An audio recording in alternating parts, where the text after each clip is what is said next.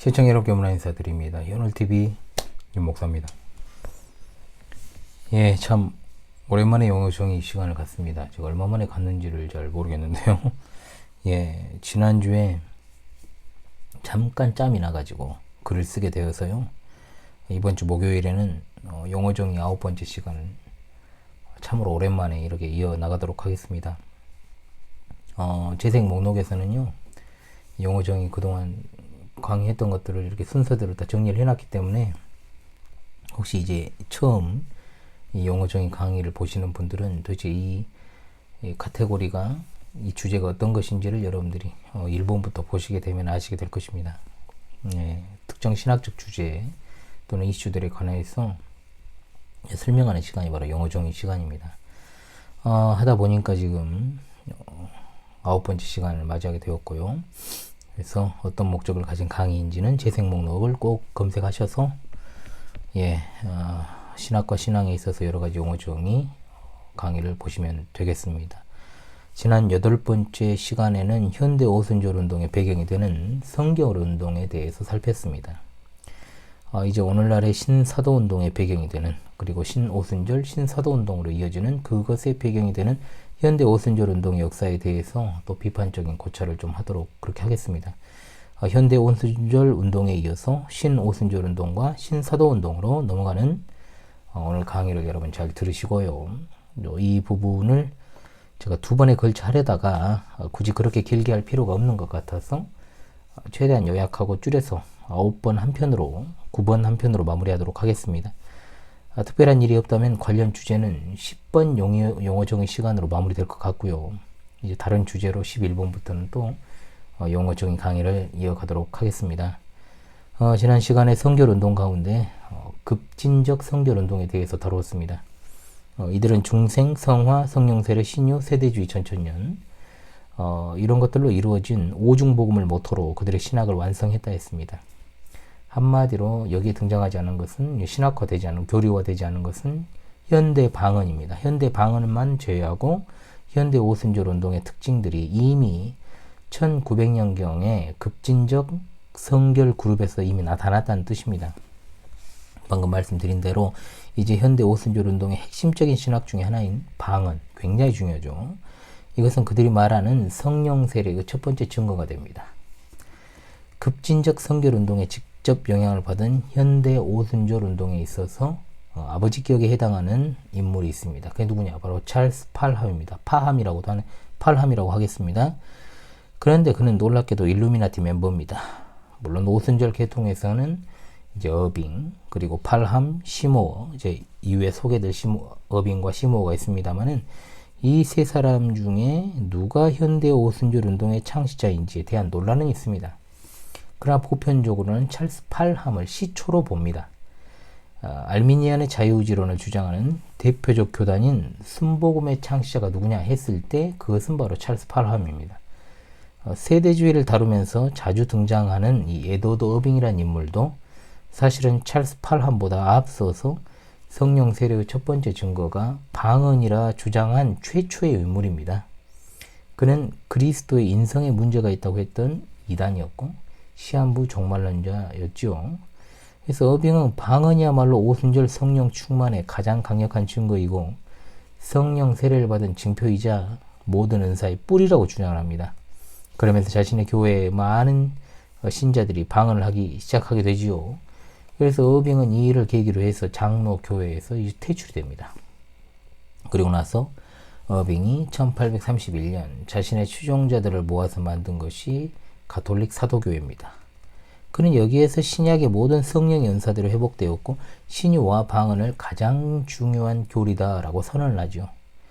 그런데 문제는 그가 얼마 지나지 않은 1834년에 이제 사망을 해버리고 그러다 보니까 그의 주장이 널리 전파되는 데는 실패했습니다. 그러나 어빙의 이와 같은 가르침이 유럽이 아닌 미국에서 이제 활활 타오르게 되었던 거죠. 앞서 말씀드린 찰스 팔함은 현대 오순절 계통의 많은 지도자들이 겪은 것과 비슷한 사례로 어린 시절 병을 고침받으면 목회자가 되겠다라고 서원을 해서 고침받았던 것으로 이상하게도 이쪽 계통은 소명을 받았다고 할 때, 목회자 소명이요. 소명을 받을 때 주로 병고침을 통한 것이 많다는 것도 좀 주목할 일입니다. 물론 반드시 현대 오순절 계통만 그렇다는 건 아니에요. 그러다 보니 팔함은 신유에 중심을 둡니다. 치유. 1898년 캔자스 토피카에서 베델 신유의 집을 세우고 신유를 널리 전파하기에 사도적 신앙이라는 잡지를 발행하죠. 그는 감리교 평신도 설교자로 활동을 했고 그들이 말하는 은혜의 제2의 역사라고 할 수 있는 온전한 성화 교리를 받아들입니다. 그러다가 감리교가 이제 상당히 교권주의화 되면서 교권에 반감을 갖고 성결 운동을 접합니다. 그리고 나서 그의 신학을 비로소 정립을 하게 되는 것이죠. 그리고 마침내 신유의 신학을 체계화하기에 이릅니다. 아울러 세대주의 전천년설을 수용했고 불세례 성령교회의 어윈이라는 사람으로부터 성화 이후 제3의 경험인 성령세례를 배우게 되죠. 팔함은 이후 1900년 토피카의 베델 성경학교를 설립해서 중생, 성화, 성령세례, 신유, 재림, 세대주의 전천년이라고 그랬죠. 이 오중 복음을 가르치게 됩니다. 아무래도 사람들에게 가장 효과적인 게 뭐겠습니까, 여러분? 바로 병고침이죠. 눈에 바로 나타나는 현상 아니겠습니까? 그래서 중생의 부패성의 제거가 곧 성화요. 그것으로부터 병으로부터 노임을 받는다. 그것에서 병으로부터 노임을 받는다. 이런 가르침이 그 핵심에 놓여 있다는 것이죠. 그래서 팔함은 수업 중에 그 자리에 모인 학생들에게 성령 세례에 대한 증거를 질문하고 성령 세례를 받은 증거를 찾아오라는 숙제를 내줍니다. 사실은 여러분 생각해 보십시오. 이것 자체가 비성경적이긴 하죠. 어떤 현시적 증거를 찾아오라는 겁니다. 학생 대부분은 성령의 은사를 체험하는 것이 오늘날에도 가능하고 또 성령 세례를 받은 첫 번째 증거가 방언을 말하는 것이라고 답안을 제시하죠. 팔함 자신은 방언을 못했지만 그는 1900년 12월 31일 송구영신 철회를 하면서 열심히 성령의 은사를 찬다며 기도회를 인도합니다. 그러다가 그 중에서 아그네스 오즈만이라고 하는 학생이 팔함에게 안수 기도를 요청하고 팔함이 그녀에게 안수하자 그녀가 중국어 방언을 말하기 시작했다라고 주장을 해요. 그때가 1901년 1월 1일 새벽입니다. 뭔가 굉장히 극적이죠. 자, 20세기에 벽두에 이런 일이 있었다라는 겁니다. 오즈만을 필두로 해서 프랑스, 독일어, 스페인어 등의 다른 언어들을 말하는 동료 신학생들이 늘기 시작합니다. 마치 코로나가 번져가고 또 방언 통역을 해주는 일도 생겨납니다. 분명한 것은 이것을 뒷받침하는 증거는 하나도 없다는 것입니다. 그저 그랬다는 자신들의 피셜입니다. 자, 이상한 소리 들어본 적 없는 정말 언어를 말했다고 그것이 사도행전에 나오는 방언이라고 할 수 있습니까? 그들은 이와 같은 초자연적 은사를 신봉하면서 방언을 받은 선교사는 외국어를 공부할 필요가 없다라고 주장하기에 이릅니다. 물론 미국 교회 역사 가운데 앞선 강의를 통해서 확인했습니다마는 팔함 이전에도 방언 현상은 분명히 있었습니다. 그러나 팔함은 정확히는 현대 방언 신학을 정립한 자입니다. 성령 세례를 받은 1차 증거가 방언이라는 것을 교리화시킨 것이 바로 팔함이라는 것이죠. 그러면서 성화와는 구분되는 제3의 축복인 성령 세례가 있고 성령 세례를 받은 유일한 증거가 방언이다 라는 것을 주장해서 현대 오순절 운동의 교리적 기초를 놓게 된 겁니다. 아울러 방언이 나타난 것을 주의 재림의 증표로 보고 그 방언, 즉 언어가 사용되는 곳으로 가라는 하나님의 명령이라고 믿게 되는 것입니다. 자, 팔함이 알미니안의 자유의지론을 주장하고 또 일루미나티 멤버라고 해도 그 자체로 문제가 많은 인물이었습니다. 그는 극단적 신유론을 통해서 의학의 가치를 부정했고요. 심지어 지옥도 부정했고 악인의 영혼 멸절설을 수용했습니다. 왜 이런 주장을 했는지는 여러분들이 아시잖아요. 일루미나티니까. 용납될 수 없는 이단적 주장들을 펼칩니다. 또한 그가 동성애자였다는 구설수가 있었고 아울러 백인 우월주의자로 KKK단을 적극 지지했던 자입니다. 그도 그럴 것이 일루미나티 프리메이슨이었기 때문에 같은 프리메이슨 조직을 지지하는 것은 당연한 행보였다고 볼 수 있죠. 자, 그 다음으로 등장한 인물 여러분 기억하셔야 될 게 윌리엄 시모어입니다. 자, 팔함이 현대 오순절 운동의 신학을 정립했다면 이 오순절 운동이 미국과 세계로 뻗어나가게 한 인물이 누구냐 했을 때 바로 그것이 윌리엄 시모어입니다. 루이지애나 출신입니다. 부모는 흑인 노예였죠. 노예제도 폐지 이후에 태어나긴 했습니다만은 남부 지역의 이 혹독한 이 흑인 차별, 가난, 그리고 정규 교육을 못 받고 철도 노동자, 웨이트 하면서 그렇게 살았습니다. 침례교에서 신앙생활을 시작했던 시므온은 흑인 감리교회로 옮겼고 1895년 성결운동 분파 중에 하나였던 저녁빛 성도들 이브닝 라이트 세인츠라는 곳에서 이제 성결 운동을 처음으로 접하게 됩니다. 그는 기본적인 성결 운동을 그곳에서 배우고 이후에 이제 팔함을 만나서 텍사스 휴스턴의 성경 훈련학교에 등록했지만 이 남부 지역 특유의 인종차별 정책 때문에 백인들과 함께 한 교실에 수업을 듣지 못해서 이제 교실 밖에서 강의를 들어야 했던 것이죠. 그러면서 팔함의 영향으로 성령 세례는 제2의 은총인 성화와 구별되는 제3의 체험이라고 확신하고 성령 세례의 유일한 증거가 방언이다 이렇게 이제 확신하기에 이릅니다. 그러다가 1906년 LA 흑인 나사렛 교회 부흥회 초청을 받아서 이제 집회를 인도하면서 성령 세례의 결과로서의 방언이 있다 이것을 주장함으로써 이제 부흥회가 중단이 되어버립니다. 그의 설교에 감동받은 리처드 에즈벨이라는 사람이 자신의 집에 시므온가 거처하도록 도움을 주죠. 부흥회가 중단되어버려서 오갈 데 없는 신세가 되어버렸던 겁니다. 이제 이것이 결정적인 계기가 되는 겁니다. 자, 집에서 비슷한 설교를 하자 사람들이 방언을 하며 쓰러지고 황홀경에 빠지고 하는 일들이 일어났고 이후에 이런 소문을 들은 사람들이 몰려오기 시작합니다.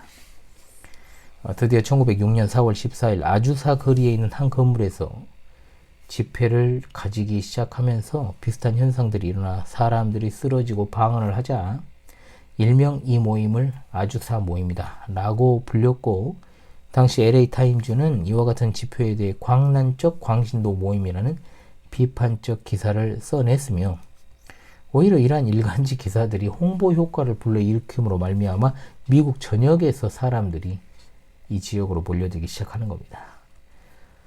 초교파를 넘어 신흥종교 그리고 회원, 무속인까지 모여들어 인산인해를 이루었으니 얼마나 무질서한 광란의 도가니였는지는 말할 필요가 없을 것입니다. 대부분 하루 3차례 예배를 했습니다마는 예배 순서가 없습니다.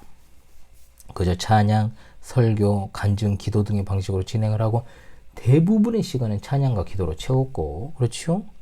방언으로 찬양하는 기이한 형태도 있었고요. 설교는 어땠냐? 원고 설교가 아닙니다. 즉흥적 설교입니다. 성결과 성령 세례가 강조되는 방향의 설교가 주를 이루었고 중생 성화, 성령 세례와 방언, 신유를 이제 분명하게 강조를 하면서 강단 초청이 병행되는 그런 형태였죠. 자, 이와 같은 여러분, 우리가 익히 어린 시절 그리고 과거에 그리고 요즘 이 부흥 집회의 형태가 어디에서 왔는지 여러분들이 집중해야 됩니다. 결코 역사적 기독교에서 온 것이 아닙니다. 불과 100여 년 전에 뿌리를 둔 종교 형태입니다. 그들 스스로 성령의 임재라고 부르는 광란의 어떤 집회 현장의 모습은 뭐 그냥 갑작스럽게 총에 맞은 것처럼 바닥에 쓰러지고 춤을 추고 경련을 일으키며 환상을 보고 방언 통역, 애언, 황홀경에 빠지는 일들 납득하기 어려운 아주 무질서한 현장 그 자체였죠. 이것은 그로부터 거의 100년 전 케인리치 집회에서의 현상을 그대로 보는 듯 했다라고 사가들이 증언합니다. 여러분 그 부분의 강의를 보시면 굉장히 비슷한 모습이라는 것을 알게 됩니다. 그리고 아무래도 여러분 시므온가 흑인입니다. 흑인 출신이다 보니까 흑인 특유의 어떤 리듬감이 있죠. 못 따라갑니다. 이거는 진짜로. 다른 인종이 따라갈 수 없는 흑인 특유의 그 리듬감, 박자 쪼개는 거 진짜 엄청나게 비트박스 하는 거 보십시오. 이거는 거의 뭐 인간 악기죠. 빛을 발합니다. 특히 오늘날 할렐루야, 아멘 이런 걸 갖다 추임새처럼 사용하는 행태들이 여기서부터 시작된 거예요. 흑인들, 특히 윌리엄 시모를 비롯한. 그러니까 방언의 주된 형태는 다 기도입니다. 정확히 말해 현대 방언은 방언 기도입니다. 예언도 있었고요. 알 수 없는 언어로 말하고 노래하고 통역하는 일들이 많았다라고 전해지죠. 그래 역시 방언으로 말하는 내용 거의 비슷했고 단조로웠고 또 귀신 쫓음이나 병 고침이 일어났다고는 하지만 이것이 성령의 역사일 리는 없죠. 아주사 모임을 아주사 부흥운동이다 이렇게 부르는 사람들이 있는데요. 정신 나간 자들이죠. 이거는 부흥운동이 아닙니다. 이것이 이제 더 확장되었던 계기는 사회적 소외계층들을 갖다가 불러 모으는 데 성공했기 때문입니다. 그러니까 여러 인종들이 모여서 인종의 벽을 깨고 또 사회적 편견과 갈등을 무너뜨리는 데 성공을 합니다.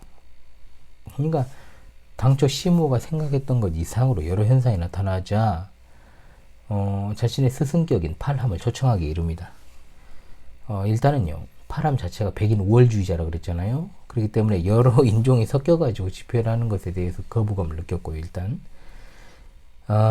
특인 특유의 어떤 리듬감, 노래, 춤이 난무하는 것을 보고 이 아주사 모임을 열광주의와 극단주의라고 이제 비판을 해버립니다. 사실 똑같은 종자들인데 팔함은 백인 중심의 사고가 분명한 자였고 결국 이 사건을 계기로 둘은 이제 찢어지게 됩니다. 결별을 하죠. 시모는 이와 같은 오순절 운동이 미국과 세계에 퍼져나가는 역할을 감당했기 때문에 오순절의 주요 교단들은 대부분 현대 오순절 운동의 출발을 아주사 모임에 두고 있다는 겁니다. 자, 이제 아주사가 현대 오순절 운동의 중심지로 바뀌게 되면서 제도적이며 형식적인 교회의 근간이 흔들립니다. 이와 같은 현대 오순절 운동의 확산에 있어서 성결교는 그 단초를 제공하기도 하면서 또 그에 대한 반응에 있어서는 극과 극을 달리죠. 기본적으로 현대 오순절 운동을 가장 비판했던 곳이 웨슬리안 성결교입니다. 그리고 가장 환영했던 것도 놀랍게도 급진적 성결교입니다. 그러니까 한마디로 이제 3분 카레, 오뚜기에서 3분 카레가 있죠. 이 3분 카레로 예를 들면 감리교가 순한 맛이고요. 웨슬리안 성결교는 약간 매운맛, 급진적 성결교는 매운맛, 현대 오순절 운동은 아주 매운맛. 이렇게 나눌 수가 있다는 겁니다. 굳이 따진다면요. 이해하기 쉽게요. 결국 급진적 성결교는 오순절 운동의 대열에 합류하게 됩니다. 그러나 이런 분류도 큰 의미가 없는 것은요. 그들이 어떤 정통적인 신앙의 계보를 따른 신앙이 아니라는 것이고 그저 극단적 열광주의냐 아니냐의 차이에 불과했다라고 하는 겁니다. 같은 종자예요, 여러분.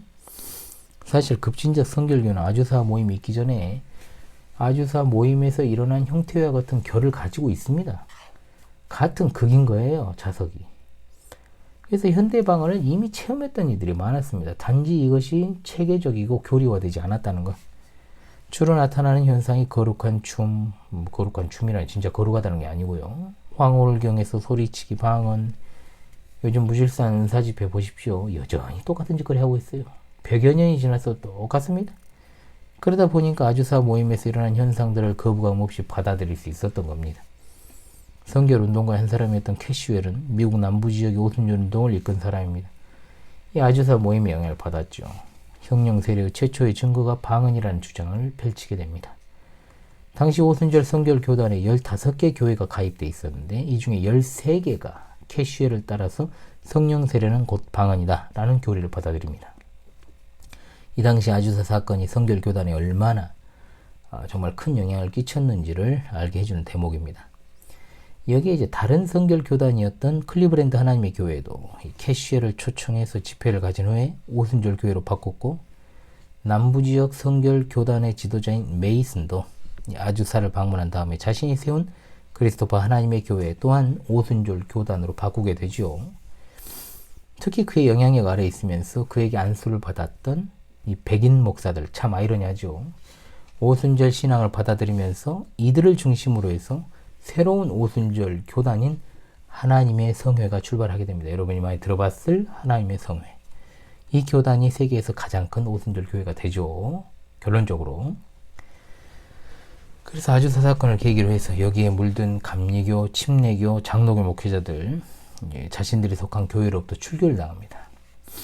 그래서 오순절 교회에 가입한 것도 오순절 운동의 확산에 큰 영향을 미친 것이 사실이에요. 그러다 보니까 같은 오순절이라고 해도 웨슬리안파 오순절, 급진적 오순절, 아주사를 중심으로 한 오순절, 그리고 감리교, 침례교, 장로교의 바탕을 둔 목사들이 유입되면서 말 그대로 오순절 잡탕이 돼버린 거예요. 이런 잡탕주의 속에서도 그들이 굳건히 붙잡은 게 하나 있습니다. 뭔지 아십니까? 알미니안주의입니다.